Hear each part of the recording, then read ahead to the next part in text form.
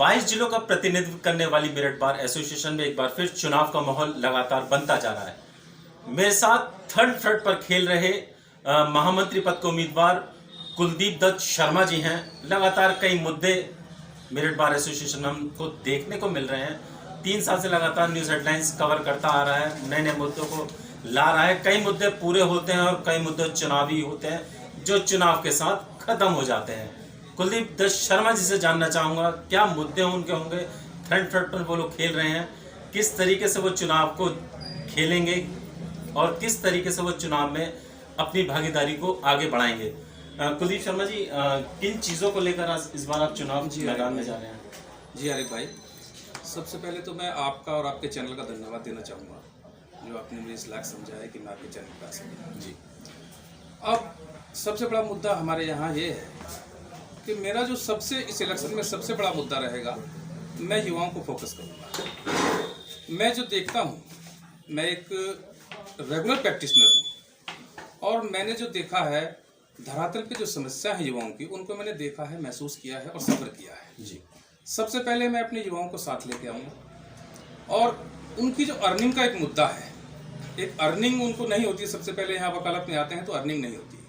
अगर एक मजदूर भी जाता है किसी काम के लिए तो 500-700 रुपये की लेबर से मिलती है। जी, लेकिन मेरा एक युवा अधिवक्ता पूरे दिन यहाँ काम करेगा, शाम को उसे अर्निंग के नाम पर सीफर मिलती है। तो मेरा ये प्रयास रहेगा कि जितने भी मेरे न्यायालय में, यहाँ मेरठ न्यायालय में जो भी पेटी ऑफेंसेस हैं, जैसे MDA के चालान हैं और MB एक्ट के चालान हैं, बाट माप के चालान हैं, उनका जो निस्तारण हो वो किसी भी तरह से ऑफिस के तरीके से ना हो, न्यायालय में हो, खुले न्यायालय में हो और एक अधिवक्ता के वकालतनामे के साथ हो। और उसके साथ साथ भी उस अधिवक्ता को वरीयता दी जाए जिसकी वकालत कम से कम 5 साल की है।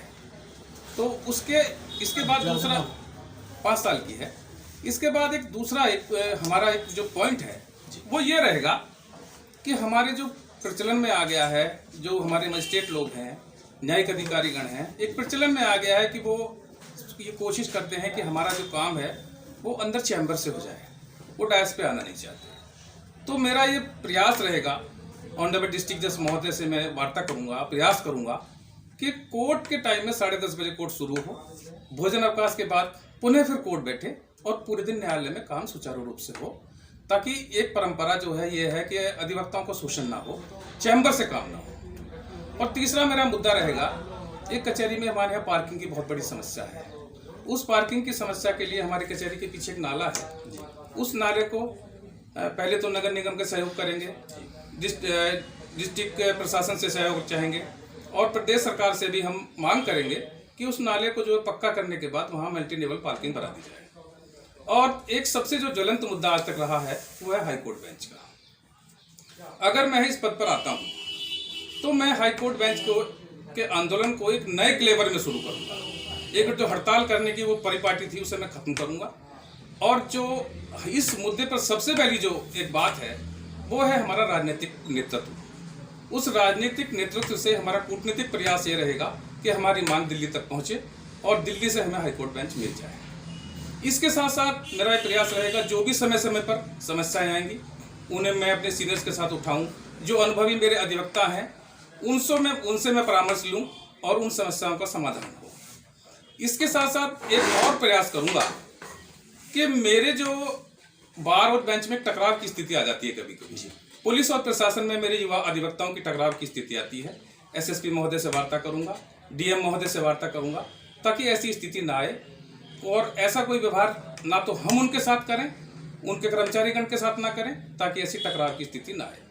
और एक मुद्दा और लाऊंगा कि जो मेरे युवा अधिवक्ता हैं उनके लिए बार में कार्यशाला आयोजित की जाएगी। उस कार्यशाला में जो है मेरे सीनियर्स उन युवा अधिवक्ताओं को ये बताएंगे कि आप कोर्ट में कैसे जाओगे, कोर्ट में कैसे व्यवहार करोगे, ताकि आने वाले समय में कोई स्थिति ना हो। इसके बाद जो भी मुझसे हो पड़ेगा, देखिए 1 वर्ष का कार्यकाल है, सीमित संसाधन है, छोटा कार्यकाल है, जो भी हो पाएगा अधिवक्ताओं के हित में करूँगा और उनके साथ ही रहूँगा। अधिवक्ताओं के सम्मान को कोई ठेस ना हो और उनका आत्मसम्मान बचा रहे, मैं पूरा प्रयास करूँ। अच्छा, लगातार युवाओं की बात, अधिवक्ताओं की बात लगातार वकील साहब कर रहे हैं। इसके साथ साथ इन्होंने मल्टी पार्किंग जो वाकई बहुत बड़ी समस्या है उस पर भी इन्होंने फोकस करा, और ज्वलंत मुद्दों की 2-3 ऐसे मुद्दे इन्होंने गिनाए जो लगातार प्रसरत रहते हैं। लंबे समय से हाईकोर्ट बेंच को लेकर मांग चल रही है, लेकिन कहीं ना कहीं चुनाव के बाद वो कहीं ना कहीं नीचे जाता दिखाई देता है। अच्छा वकील साहब, क्या कारण है कि हाईकोर्ट बेंच को लेकर लगातार आवाज तो बहुत उठती है, लेकिन कहीं ना कहीं चुनाव के साथ वो चीजें खत्म हो जाती है, ऐसा क्या कारण है? देखिए, हम जनता को अपनी मांग नहीं समझा पाते। जिस मुद्दे से जनता नहीं जुड़ती वो मुद्दा कभी हम पा नहीं सकते, सफल नहीं हो सकते। जनता को जोड़ा जाएगा। अगर हम कोई आंदोलन करते हैं तो जनता अक्सर यही कहती है कि वकील हड़ताल कर रहे हैं, हाईकोर्ट बेंच के लिए कर रहे हैं। जनता को समझा जाएगा कि ये हमारे लिए नहीं, ये आपके लिए है, ताकि जनता इसके समर्थन में आए। अगर जनता एक भारी रूप में समर्थन में आएगी तो एक दिन में हाईकोर्ट बेंच मिल जाएगी, ये मेरा मानना है। तो वकील साहब का साफ तौर पर मानना है कि सबसे पहले हमें जनता को ही समझाना होगा कि हाईकोर्ट बेंच अगर आती है तो उनके क्या क्या फायदे मेरठ में होंगे। कैमरा पर्सन मिलन वर्मा के साथ आरिफ खान, न्यूज़ हेडलाइंस, मेरठ।